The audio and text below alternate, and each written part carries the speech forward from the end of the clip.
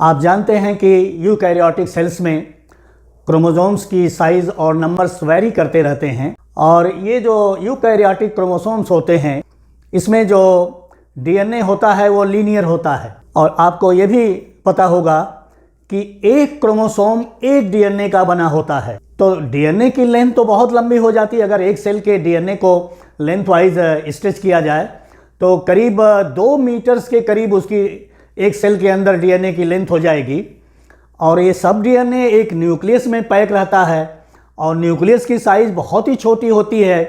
Nucleus की size जो है यूकैरियोटिक्स की 5 to 10 म्यूएम होती है। तो इतने छोटे न्यूक्लियस में इतना लंबा डीएनए कैसे पैक होता है? क्रोमैटिन जो होता है वो दो चीज़ों के मिलने से बनता है। एक तो डीएनए होता है और दूसरा होता है प्रोटीन। प्रोटीन करीब 60% होती है और डीएनए 40% होता है। तो क्रोमैटिन का ही कंडेंसेशन होता है। क्रोमैटिन ही जो है वो कॉइल सुपर कॉइल करता है और तब जाके उतना लंबा डीएनए जो है एक छोटे से स्पेस में न्यूक्लियस में तब जाके कन्फाइन होता है। तो जो क्रोमैटिन है उसमें जो प्रोटीन है वो हिस्टोन प्रोटीन है और हिस्टोन प्रोटीन जो है वो बेसिक प्रोटीन है और इसमें दो जो है एमिनो एसिड्स, एक आर्जिनिन है और लाइसिन है।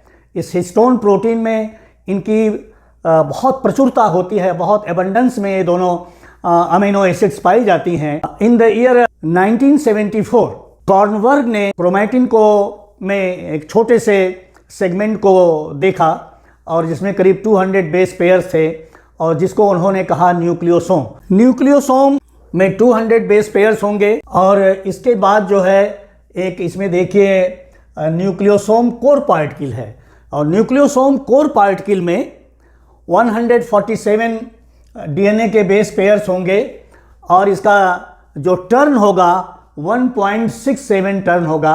2 कंप्लीट टर्न नहीं बनने पाता है इसमें। और इस न्यूक्लियोसोम कोर पार्टिकल में जो हिस्टोन प्रोटीन्स होती हैं वो 4 होती हैं, H2A, H2B, H3 और H4। इन चारों प्रोटीन्स के 2-2 मॉलिक्यूल्स होंगे। 2 मॉलिक्यूल H2A के, 2 मॉलिक्यूल H2B के और H3 के 2 और H4 के 2 मॉलिक्यूल्स और उस पर डीएनए जो है वो रैप करता है। 1.67 टर्न वो रैपिंग होगी। जब ये डीएनए थोड़ा सा, हमने बताया कि न्यूक्लियोसोम में 200 बेस पेयर्स होते हैं, तो एक करीब अराउंड 50 बेस पेयर्स जो डीएनए के होते हैं वो लिंकर की तरह से काम करते हैं। वो एक न्यूक्लियोसोम को दूसरे न्यूक्लियोसोम से लिंक करने का काम करते हैं। एक दूसरा इसमें स्ट्रक्चर आएगा जिसको आप जानिए, क्रोमैटोसोम। क्रोमैटोसोम क्या होगा? ये देखिए एक क्रोमैटोसोम का डायग्राम है जिसमें ये बीच में न्यूक्लियोसोम कोर पार्टिकल है। ये समझिए कि अगर ये मेरी ये 4 ये हैं, इनको बेसिक प्रोटीन समझिए, इनको कोर समझिए और इस पर डीएनए को 2 टर्न रैप कर दें तो 2 टर्न रैप करने में 166 बेस पेयर्स डीएनए के लगते हैं। और इसमें एक 5th जो है प्रोटीन, बेसिक प्रोटीन होगी जिसको H1 प्रोटीन कहा जाएगा। वो इसकी सीलिंग कर देती है डीएनए की इस कोर पार्टिकल से। तो 166 बेस पेयर्स जो हैं वो 2 टर्न करते हैं और जो 200 में rest of the base pairs बचे वो लिंकर का काम करते हैं। तो H1 जो है एक न्यूक्लियोसोम से दूसरे न्यूक्लियोसोम को लिंक करने का भी काम करेगा। जो दूसरी प्रोटीन्स इसमें पाई जाएंगी वो कुछ नॉन हिस्टोन प्रोटीन्स भी होती हैं और वो नॉन हिस्टोन प्रोटीन्स जो हैं उनके भी वो थाउजेंड्स में पाई जाएंगी और उनके भी बहुत काम हैं। जैसे ये डीएनए के रेप्लिकेशन में काम करेंगी और जीन एक्सप्रेशन में काम करेंगी और ट्रांसक्रिप्शन कराने में काम करेंगे। तो बहुत सारे इनके फंक्शंस हैं।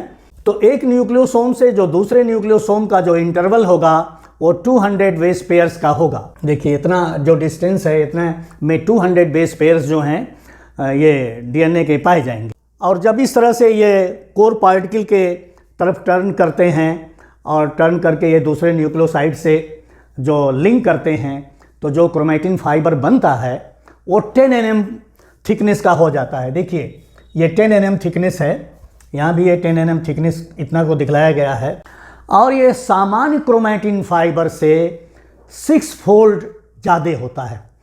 क्योंकि डीएनए तो बहुत लंबा है और डीएनए की सुपर क्वाइलिंग से उसको शार्टनिंग होनी है लेंथ में, तो डीएनए में वो 6 टाइम्स शार्ट हो जाता है अपनी लेंथ में, ये क्रोमैटिन फाइबर बनने में, 10 nm क्रोमैटिन फाइबर बनने में। फिर ये 10 nm क्रोमैटिन फाइबर फिर ये फर्दर फोल्ड करता है और फोल्ड करके ये एक सोलेनॉइड फॉर्म बनाता है। सोलेनॉइड के मतलब होता है जिसमें एक मेटेलिक कोर को रैप किया जाए एक वायर से, एक 3 डायमेंशनल वायर से रैप किया जाए।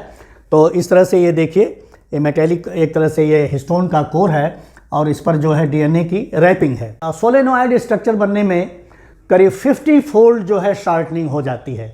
10 nm बनने में 6 टाइम्स शार्ट होता है और सोलेनॉइड फॉर्म आने में 30 nm क्रोमैटिन बनने में वो करीब 50 फोल्ड शार्ट हो जाता है। इसके बाद के स्ट्रक्चर के बारे में कुछ पता नहीं था और नहीं अभी भी बहुत कुछ क्रोमोसोम के जो इंटरनल स्ट्रक्चर है उसमें बहुत कुछ ब्रेक थ्रू बहुत हो पाया है। लेकिन 2005 में टिमोथी रिचमंड और उनके कलीग्स ने ये पाया अपने एक्सरे स्टडीज़ के दौरान कि ये जो फाइबर हैं, क्रोमैटिन फाइबर हैं, वो 2 स्टैक्स बनाते हैं न्यूक्लियोसोम्स का। न्यूक्लियोसोम के 2 स्टैक्स बनाते हैं। स्टैक के मतलब होता है कि प्रॉपरली अरेंज करना, और करीब करीब एक स्टैक बनने में अबाउट 6 न्यूक्लियोसोम्स पर टर्न, 6 भी हो सकता है, कुछ ज़्यादा भी हो सकता है। तो इतने का एक स्टैक बनेगा। तो 2 स्टैक बना के एक सोलेनॉइड फॉर्म में 30 nm क्रोमैटिन फाइबर को बनाते हैं, जिसमें जो लिंकर डीएनए है, जो डीएनए लिंक कर रहा है न्यूक्लियोसोम को, वो जो है जिग जैगिंग करता है, बैक एंड फोर्थ, पीछे जाता है आगे जाता है, पीछे जाता है आगे जाता है। इस तरह से न्यूक्लियोसोम के 2 स्टैक्स बनते जाते हैं। फिर इसके बाद का जो स्ट्रक्चर है वो कहते हैं कि एक प्रोटीन का स्कैफोल्ड बनता है। प्रोटीन के स्कैफोल्ड पर इस तरह से प्रोटीन का स्कैफोल्ड है, एक्सिस है, और उसके ऊपर ये जो हैं वो लूप फॉर्म करते हैं, ऐसे ऐसे लूप फॉर्म करेंगे। देखिए ये लूप का फॉर्मेशन है 30 nm फाइबर का, और इस तरह से और कॉम्पैक्टनेस और कॉम्पैक्शन जो है डीएनए फाइबर्स का बढ़ता जाता है।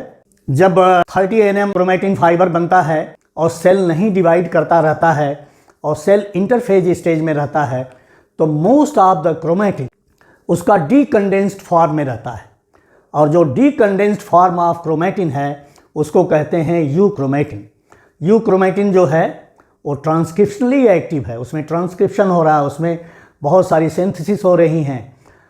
और करीब जब क्रोमोसोम कॉम्पैक्ट हो जाता है या उसका करीब जितनी क्रोमैटिन है उसका 10% क्रोमैटिन जो है वो हेटेरोक्रोमैटिन के तरह से बिहेव करती है। हेटेरोस के मतलब होता है डिफरेंट और यू के मतलब होता है येस या ट्रू।